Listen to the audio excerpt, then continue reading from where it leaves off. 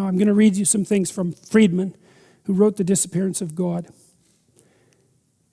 He was trying to look at the underlying structure of the stories. Now, Friedman noted that the books in the Old Testament were written by a lot of different people at very different times. And then they were sequenced by other people for reasons that we don't exactly understand. But there's still an underlying narrative. There's multiple underlying narrative unities, despite the fact of that rather arbitrary sequencing. And that's a strange thing. I guess you could say, if you had a collection of ancient books and you were trying to put them together, you'd try to put them together in some way that made sense, right? And it wouldn't make sense unless you stumbled across some kind of underlying narrative that allowed you to order them. And so it's not entirely surprising that they're ordered in a manner that's comprehensible. But Friedman's comments on the underlying narrative structure, part of it was, well, we'll go through this. The books of the Old Testament were composed by a great many authors, according to both traditional religious views and modern critical scholarship. The phenomenon of the diminishing apparent presence of God across so many stories, through so many books, by so many authors, spread over so many centuries, is consistent enough to be striking, impressive, and ultimately mysterious.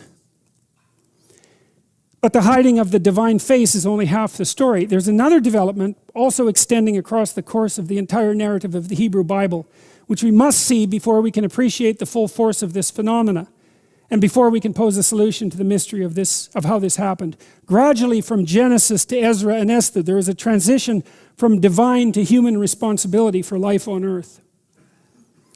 The story begins in Genesis with God in complete control of the creation, but by the end, humans have arrived at a stage at which, in all apparent ways, they have responsibility for the fate of the world. The first two human beings, Adam and Eve, take little responsibility themselves. They do not design or build anything.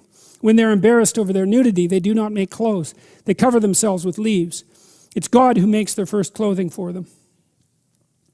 Noah, by no means a fully developed personality, Noah is not an everyman either. Broadly speaking, he reflects a step beyond Adam and Eve in human character and responsibility.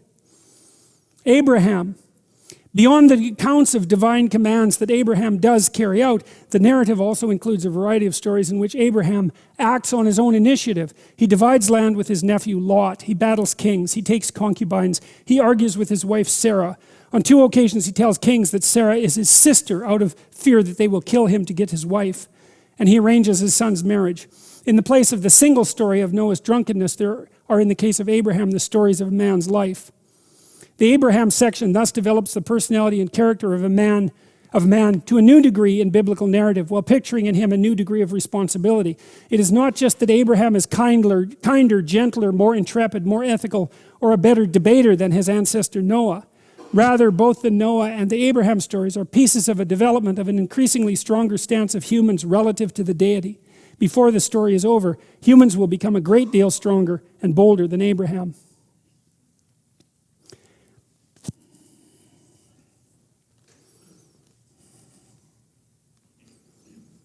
I don't know what that means, See, it is certainly the case that the individual exists in the modern world, the differentiated, self-aware, self-conscious individual. And it's certainly the case that wasn't the case at some point in the past. And so it's the case that there's been a development, I don't know if you could call it a progression, but a development of the autonomous individual over some span of historical time. Now, we don't know how long that's been, but my suspicions are it hasn't been that long. I mean, I read once about a Neolithic ceremony that involved the particular placement of a bear skull in a cave. And then I read that, and they had found these placements in caves that were at least 25,000 years old. And then I read that they found caves in Japan among the Ainu, who were the indigenous inhabitants of Japanese territory and rather archaic people, who had the same ceremony with the bear and that put the skull in the same orientation and place in caves, and that tradition remained unbroken for about 25,000 years. And you think, well, is it possible for an oral or ritual tradition to remain unbroken for spans of tens of thousands of years? And the answer to that is not only is it possible, it's actually the norm. Because one chimpanzee is like the next chimpanzee, right? In the progression, in the biological progression. If you took a chimpanzee troop now and you went back 25,000 years and you looked at a chimpanzee troop, it'd be the same thing. There's no historical progression. That's how you can tell that chimps really don't have culture. Because if they could even accrete 1/1000% of culture, transmissible culture, per generation, it wouldn't take more than about 1 million years before they'd have a whole civilization. And they don't. They're the same as they were. And so the continuity, the stability, and unchanging nature of a species, essentially speaking, is the rule. That the variant is us. It's like, what the hell happened after the last ice age? 15,000 years ago. We went from tribal, uniform, stable to whatever the hell we are now. It's this transition from generic to specific. It's something like that. And I can't help but think that that's reflected in this text and that it has something to do with this transition of consciousness from what? From possession by the generic divine to dominance by the specific individual. It's something like that. Is that a neurological transformation?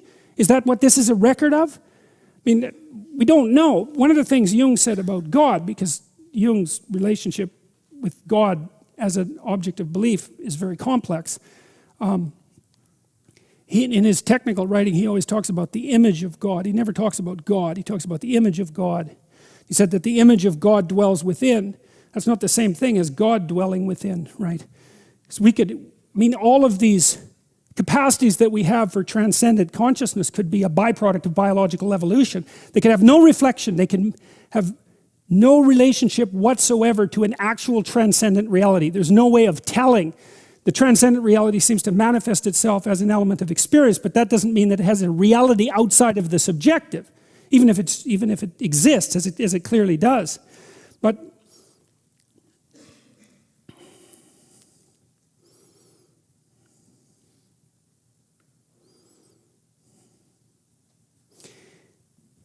Friedman suggests that what's happening in the biblical narrative is the sequential emergence of the individual as a redemptive force. And that the Old Testament documents that implicitly, unconsciously, as a consequence of descriptive fantasy. And that's what's going on in the book. And so the cosmos is under the control of generic deity to begin with, something like that. And then that control shifts to localized, identifiable, increasingly personal and detailed individuals. And you see that in Noah, and then you see it in Abraham, and then you see it in Moses. And then there's this working out of what it would mean to be a fully developed individual. And that's what these stories, they're like prototypes. They're attempts to bring about the proper mode of being, right? And so Abraham is a manifestation of that, because he enters into a covenant with God. He's selected by God, or enters into a partnership with God. It's not exactly obvious. God provides him with forward motion and intuition and leads him towards a successful mode of being. And it's complex, successful mode of being, because Abraham has a very complex life. There's plenty of ups and downs, right?